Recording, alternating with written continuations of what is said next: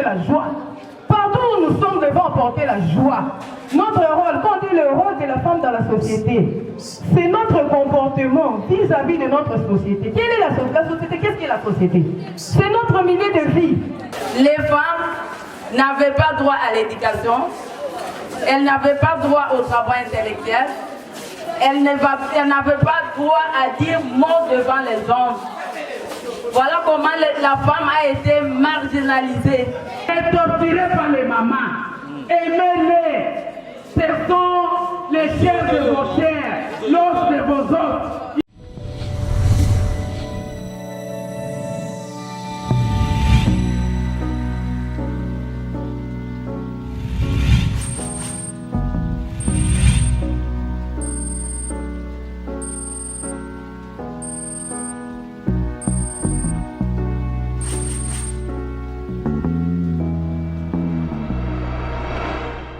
Dans le seul but d'aider son mari. Mais les hommes dans leur méchanceté n'ont pas donné l'importance de celles que Dieu a mises à leur côté.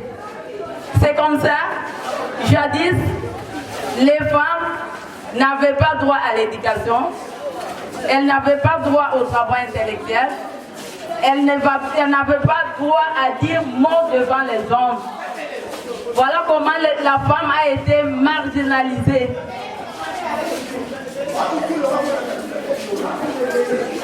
Et à ce temps-là, la femme avait le droit seulement à la maternité.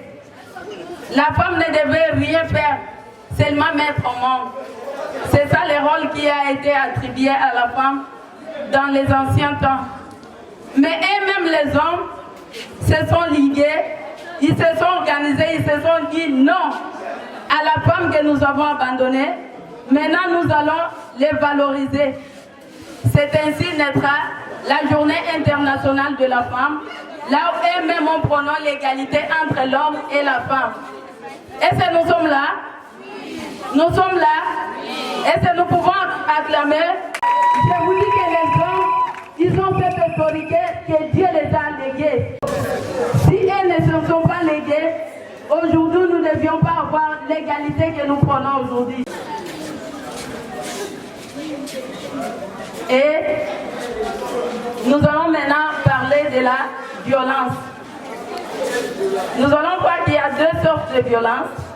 Quand est-ce qu'on peut dire qu'il y a violence?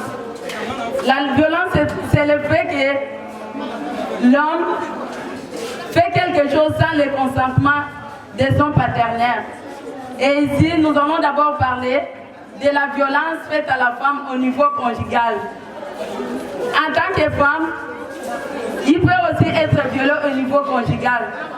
Quand son époux ne parvient pas à protéger sa femme, c'est à ce moment qu'on va dire que la femme elle est violée.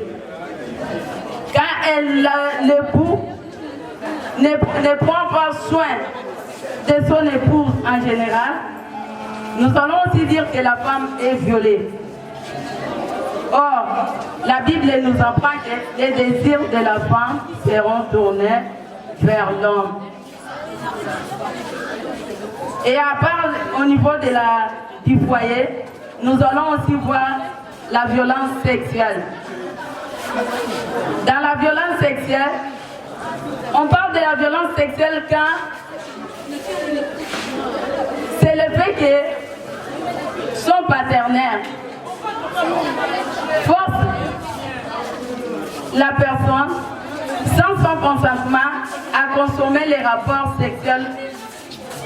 C'est à ce moment qu'on va parler de la violence sexuelle. Mais dans la violence sexuelle, nous allons voir l'harcèlement, nous allons voir aussi la pudeur. Quand est-ce qu'on peut parler de l'harcèlement? C'est quand la personne qui harcèle l'autre utilise sa position ou son pouvoir à contraindre son partenaire à faire les rapports sexuels. Une exposition d'une partie intime du partenaire. Et nous allons faire toujours violation. Et par rapport à ça, comportement mauvais. Voilà pourquoi il y a aussi violation. Il y a aussi tentation. Les filles ont l'habitude de tenter aussi les hommes. Voilà pourquoi il y a aussi violation. Et nous venons de voir tous ensemble comment les filles s'habillent. Avec un nouveau accoutrement, vraiment, il est facile qu'une fille soit violée. Et une autre recommandation, les relations sexuelles est recommandée dans les foyers et non pas en dehors du foyer. Les jeunes filles ont l'habitude de faire les violations en dehors des mariages. Nous sommes d'être fiers d'être créées femmes. On dirait que ce n'est pas notre journée. Si c'est notre journée et que nous sommes fiers d'être créées femmes. Les jeunes filles qui sont ici, les mamans, habillons-nous convenablement. Est-ce que vous êtes là? Nous sommes là. Et le deuxième problème que maman Germaine a épinglé, elle a dit que vous ne pouvez pas courir derrière un homme avant que vous puissiez vous marier. Soyez calme, apaisés, attendez. Est-ce que vous avez compris? Merci beaucoup maman Germaine pour les 2 points que tu viens de nous épingler. Vous savez qu'on ne va pas prendre beaucoup de temps. Nous appelons la deuxième intervenante qui est madame Dora Oulumba. Elle aussi elle va nous parler de... Vous êtes dans la joie d'être des filles. Si vous êtes dans la joie, allez.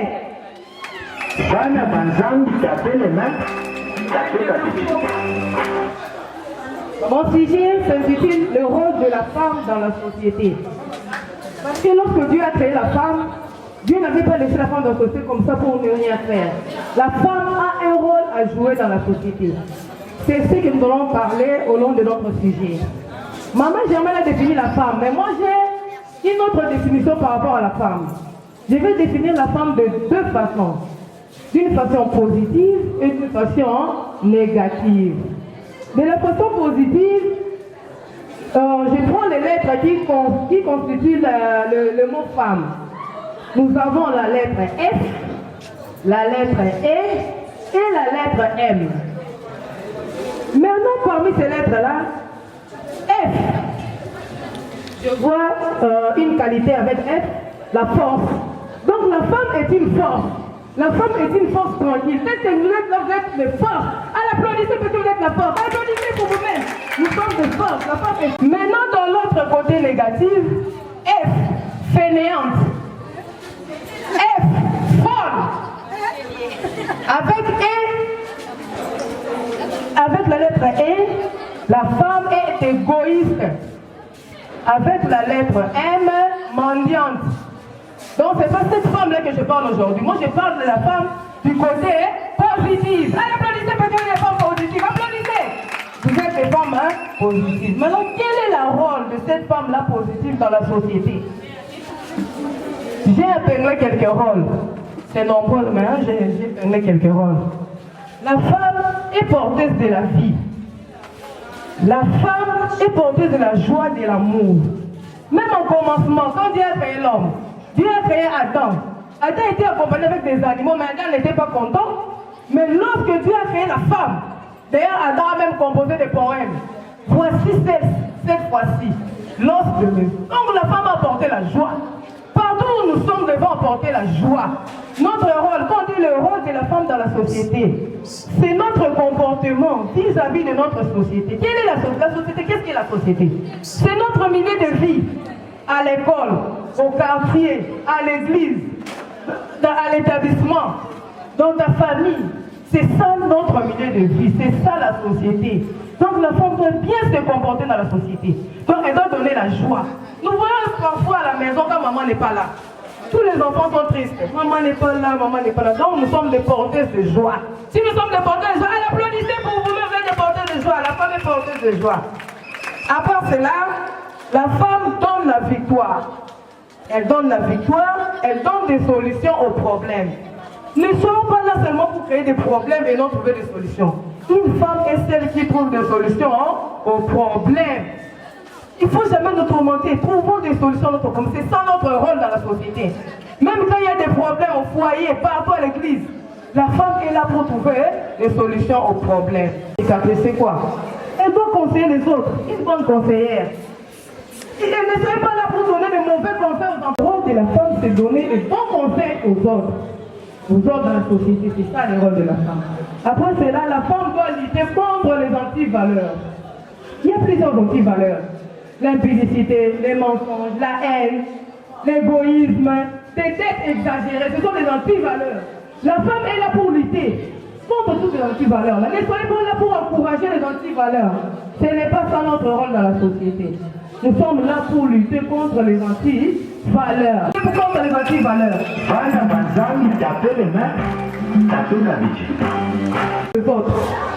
C'est ça le rôle de la femme. Ne soyons pas là croiser les bras en train de regarder le monde, comment le monde va. Non, non, non, non. S'il y a quelque chose qui ne va pas dans ton entreprise, dans ta famille, partout où tu es, dans la société, il faut prier. Il faut recommander son remède du Seigneur. C'est ça.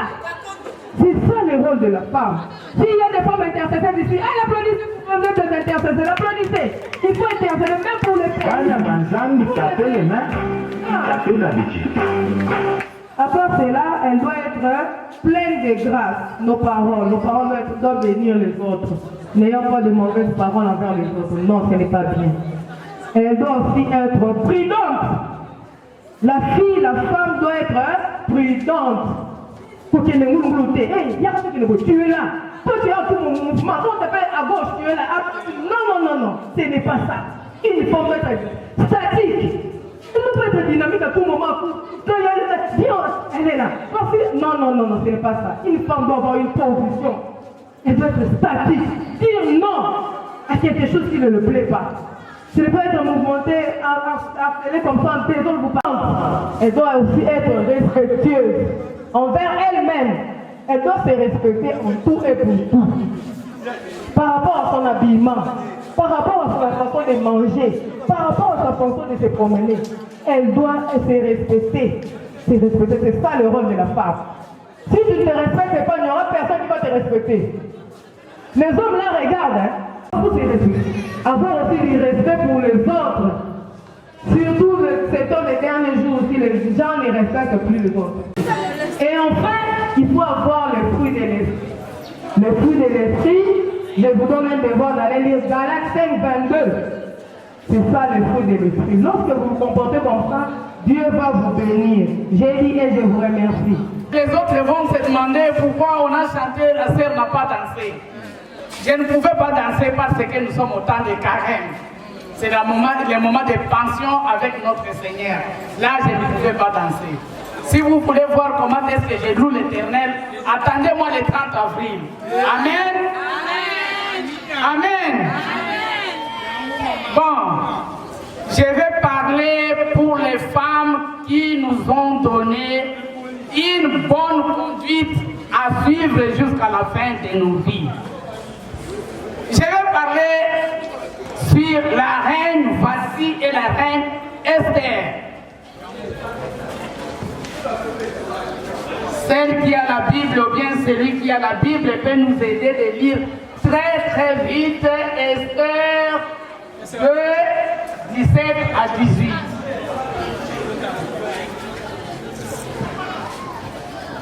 Esther 2, 17 à 18, nous lisons au nom de Jésus.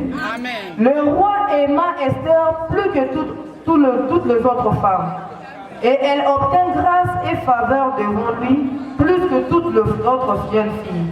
Il mit la couronne royale sur sa tête et la fit reine à la place de Vasti. Le roi donna un grand festin à tous ses princes et à ses serviteurs, un festin à l'honneur d'Esther. Il accorda du repos aux provinces et fit des présents avec une libéralité royale. Parole du Seigneur. Amen. Là, on nous parle de la reine Esther. Pourquoi Esther a reçu le couronne royal? Le roi Cyrus avait sa femme qui s'appelait Reine Vasti. Vasti a perdu son mariage à cause de l'orgueil. Mes chères mamans, ne dis pas que parce que je travaille au GSM, je ne peux pas respecter mon mari. Non. L'homme est le chef de la femme. Le roi Cyrus avait organisé un festin où la reine Vasti aussi avait organisé de sa façon avec les femmes. Quand le roi vit que non, j'ai beaucoup d'argent, ma femme est très belle, elle doit se présenter pour montrer notre richesse. Le roi va envoyer des gardiens pour aller chercher la femme. La femme a dit non, je ne pars pas parce que je travaille au GSM, mon mari ne peut pas m'abandonner. Amen. L'orgueil mène à la ruine. L'humilité précède la gloire. Quand la reine Vati avait refusé de se présenter devant les rois, et les anciens se sont décidés que Vati doit quitter la maison royale. Et on a décidé maintenant que le roi doit chercher une autre femme. À vous, nos filles, vous qui ne voulez pas garder votre vie comme Dieu vous a créé, vous allez vous rencontrer qui vous dira que non. Il faut tu vas tout perdre. Esther a gagné la maison royale parce qu'elle s'est protégée. Quand les jeunes filles passaient chez les rois trouvaient qu'Esther était vierge comme on l'avait mise au monde. C'est pourquoi elle avait eu les couronnes royales. Esther a régné à la place de Vati. Mes chères mamans, nous avons nos enfants à la maison, il faut bien les encadrer. Dire à l'enfant qu'on ne connaît pas l'homme hors les toits conjugal. L'enfant ne peut pas être au-dessus de la maman. Elle est la porteuse de joie. Celui qui trouve une femme, tu vas trouver les malheurs. Non. Si tu trouves une femme, ne torturez pas les mamans. Aimez-les. Ce sont les chairs de vos chairs, l'os de vos os. Il faut l'aimer. Papa Wali, vous mettrez cette maman à l'aise. Papa Dolph, Papa Etienne, Monsieur Blaise et Papa Valérie, Monsieur le promoteur, Monsieur Ndoyité. À vous, Monsieur l'ambassadeur, je vous attends. Il faut vous marier. Tant que j'ai encore la force de porter ces bébés-là, ils vont m'appeler Mémé. C'est ça que je cherche. Madame Monique, nous vous attendons. Nous voulons voir nos petits-fils et nos petites-filles. Et suivons l'exemple de Dorcas, d'Esther, de Judith, de Sophie, elles sont nombreuses. Ayons les suivre pour que nos familles soient bénies. Que Dieu bénisse leur décès, que Dieu bénisse les décès.